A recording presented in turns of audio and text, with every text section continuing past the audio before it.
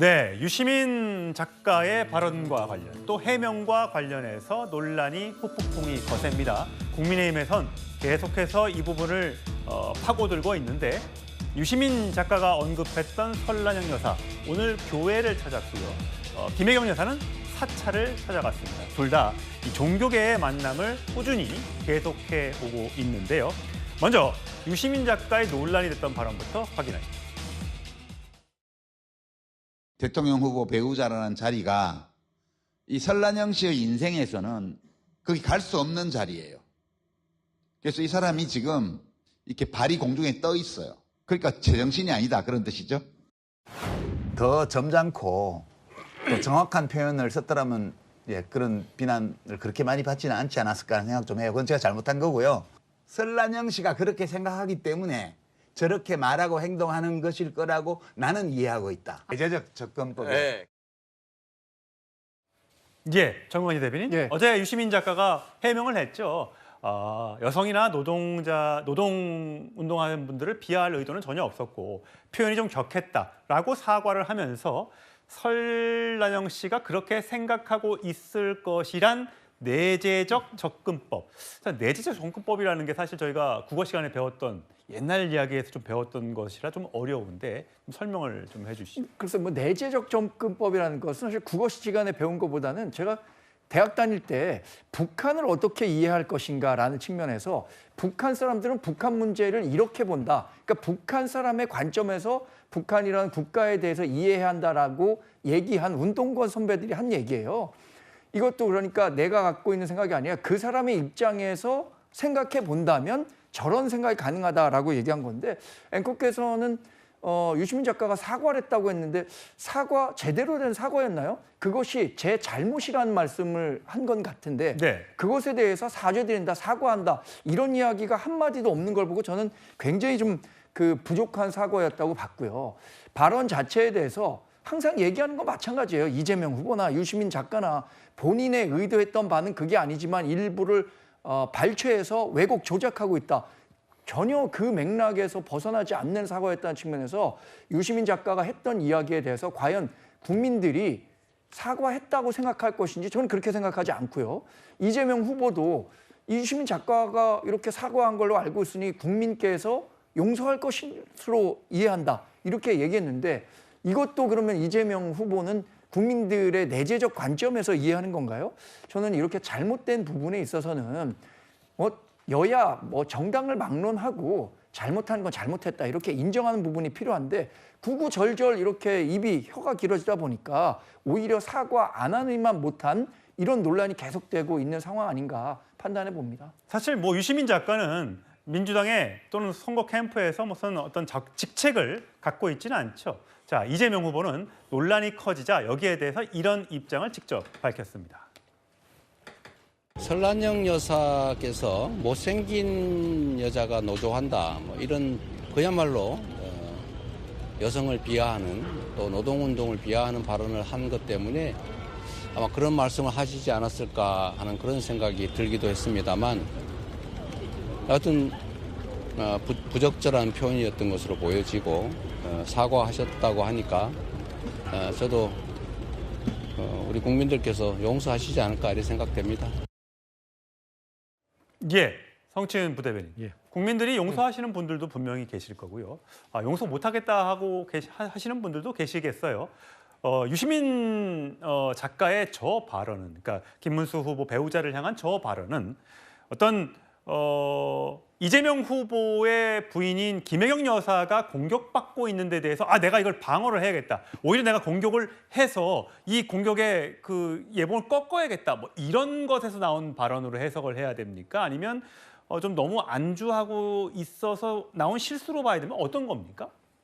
글쎄요, 어떤 생각에서 그 발언까지 하시는지 저희도 내재적 접근을 할 수 없기 때문에 알기는 어렵습니다만, 근데 이재명 후보께서 하실 수 있는 말씀은 저 정도가 전부라는 말씀을 저희는 드릴 수밖에 없습니다. 앵커께서 아까 말씀하신 것처럼 지금 유시민 작가가 저희 당의 선대위를 맡고 있는 것도 아니고요. 당적은 2003년 그때쯤 열린우리당 창당했을 때 그 이전에 정계 입문할 때도 민주당이 아니었어요. 예. 개혁당이라는 정당을 본인이 창당해서 정계에 입문하셨었고 열린우리당 때부터 2007년 대선 경선 때까지만 동안 민주당의 당적을 갖고 있었고 그 이후로 탈당을 한 이후에는 18년 동안 단 한 번도 민주당의 당적을 가진 적이 없습니다. 물론 진보 진영의 스피커로서 활동을 하고 계시기 때문에 범민주 진영, 뭐 진보 진영의 인사다라고는 할 수는 있습니다만 그런 부적절한 발언, 지금 부적절한 표현을 했다고 이재명 후보도 언급을 하지 않았습니까? 근데 만약에 국민들께서 느끼시기에 사과가 부족하다고 느끼는 분이 있다고 해서 이재명 후보가 정당 소속도 아니고 선대위 소속도 아닌 사람에게 더 사과하세요, 뭐 더 사과하십시오 이런 요구를 하는 것도 적절하지 않지 않습니까? 만약에 뭐 혹시나 선대위 직책을 맡고 있었다면 선대위 직책을 내려놓음으로써 뭔가 책임을 지는 모습을 보여준다거나 이런 쪽으로 뭔가 방향을 고민해 볼 수는 있습니다만 현재 이재명 후보의 입장에서는 부적절한 표현이라는 걸 지적하는 것 그리고 아무래도 그 유시민 작가가 밝힌 것처럼 설란영 여사가 그 하고 있는 선거운동의 방식이 뭐 타 후보의 뭐 여사를 공격하는 것이라든지 노동자들, 여성에 대한 뭐 비하 발언을 한다든지 이런 것들은 뭐 도움이 되지 않을 것이다라는 차원에서 말했다는 것, 그 정도에 대해서 공감해 주시는 것 말고는 이재명 후보가 할 수 있는 발언은 한계가 있다라는 말씀 드리고 싶습니다. 예, 어쨌든 선거 막판이 다가오면 다가올수록 그 작은 발언 하나, 그 설화가 크게 그 표심에 영향을 줄 수 있다는 점을 모든 캠프에 있는 관계자들은 유념을 해야 되겠죠. 권성동 선대위원장 같은 경우는 아니 이준석 후보는 토론회 때 했던 그 발언으로 일부에서 법적 책임을 묻겠다, 제명해야 된다, 뭐 이런 얘기까지 나오는데 유시민 씨는 설란영 여사의 명예를 훼손해도 사과나 하면 용서받을 수 있는 것인가? 물론 뭐 유시민 후보는 대통령 후보로 나온 것도 아니고 직책에 있는 것도 아니기 때문에 제명할 수도 있는 그런 부분도 아니겠지만 국민의힘에선 이런 반응을 내놓았습니다.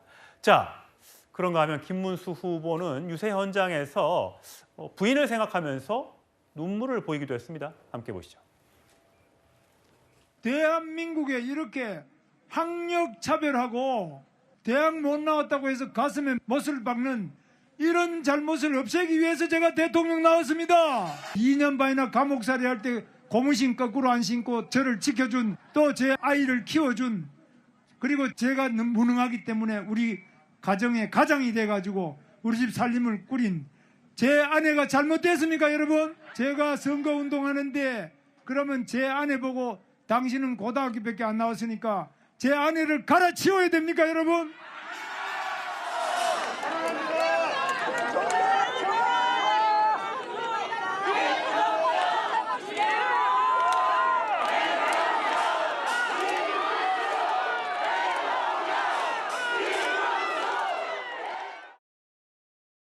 예, 저렇게 눈물을 흘리는 장면을 보셨어요? 저 장면 하면 누가 떠오르세요? 그건 노무현 전 대통령이죠. 그러니까 장인의 대통령 경선 당시 장인의 어떤 그 자위 활동 논란, 그 한국정년 당시에 논란이 일으니까 그러면 사랑하는 내 아내를 버리란 말입니까 해서 사실상 선거의 분위기를 완전히 반전시켰고 그로 인해서 사실상 어찌 보면 불리했던 이슈를 본인의 이슈로 전환함으로써 돌파했던 그 사례를 남겼던 노무현 전 대통령이 소환되는데 저 말을 했던 노무현 전 대통령을 가장 존경하는 호위무사가 누구였습니까? 바로 유시민 작가 아니었습니까? 스스로 호위무사라고 얘기를 했고 실제로 그렇게 했던 정치인이었고 보건복지부 장관도 했습니다. 그런데 그 분이 그러니까 노무현 전 대통령 부부는 고졸 출신이라고 비하하면 되겠습니까? 그다음에 김대중 전 대통령도 상고 나왔습니다. 자, 그러면 정말 저것이야말로 그 유시민 작가가 정말 선민의식, 그다음에 계급의식, 허위의식에 사로잡혀 있는 거 아닙니까? 저는 김문수 후보가 대학 못 나온 아내 그러면 내가 버려야 하냐? 저 말은 그렇습니다. 뭐 얼만큼 뭐 울림이 있고 또 노무현 전 대통령의 말이 소환됐기 때문에 얼만큼 또 감동인지 모르겠습니다만 최소한 저 부분은 분명한 것 같습니다. 그 진보 진영의 허위 의식과 진보 진영의 이중적 잣대, 그다음에 진보 진영의 내로남불. 저는 유시민 작가가 민주당 당적이 아니라는 말을 맞습니다. 그렇지만 그게 아니라고 해서 민주당이나 포함되는 진보 진영의 허위 의식이 저는 사라지지 않을 거라고 보고 국민들은 그러한 점들을 저는 엄중히 이번 본투표에서 심판하실 거라고 생각이 됩니다. 예, 김죽 대변인. 보통 이제 보수 진영 거기에 엘리트주의, 그래서 있는 가진 자들을 오히려 대변하는 곳. 이런 걸로 이제 해석들을 많이 해서 비판을 받아오고도 했었잖아요. 근데 이번에 이제 유시민 작가의 저 발언을 놓고 저분들은 서울대 나온 사람들은 고등학교 나온 사람들을 좀 무시하는 경향이 있는데 그걸 숨기면서 겉으로는 아닌 척했구나라는 모습을 보면서 지금 일부 시민들이 유권자들이 이제 비난을 하고 있다고 생각하는 거 아니겠습니까? 그렇게 이제 그 비칠 수밖에 없게 발언을 했던 것 때문에 유시민 작가가 지금 많은 분들한테 비판받고 있는 것 아닙니까? 예. 그 부분에 대해서는 유시민 작가도 본인이 굉장히 거칠게 표현했다. 그 부분에 대해서 그 용서를 구한다라는 표현을 아마 썼던 것 같습니다. 사과를 했던 것 같아요. 저는 이 문제의 논점을 의도적으로 좀 비틀고 있다. 지금 어떻게요? 김문수 후보가 마치 이 유시민 작가의 비판이 뭐 고졸 학력 비하, 뭐 여러 여성에 대한 비하 이런 식으로 그 문제를 갖다가 비판했다고 하는데 사실 유시민 작가가 부적절한 표현을 쓴 건 저도 그 맞다고 봅니다. 예. 다만 유시민 작가가 지적하고 싶었던 부분은 이런 부분도 분명히 있었다라는 거예요.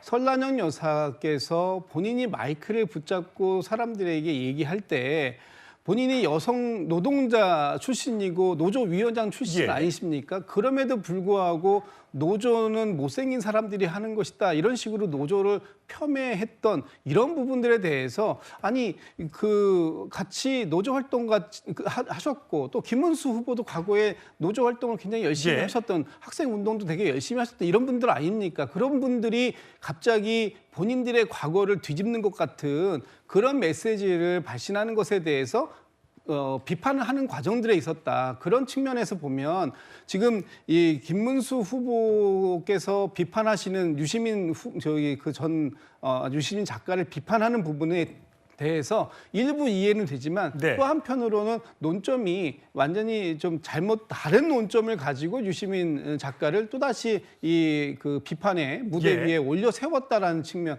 저는 이 부분에 대해서는 좀 향후에도 이 선거가 끝난 이후에도 좀 그 뭔가 양측이 서로가 바라보는 입장이 다른 부분에 대한 얘기는 좀 있을 것 같다라는 예. 생각입니다. 어쨌든 선거 막판에 큰 변수가 됐던 것 같아요.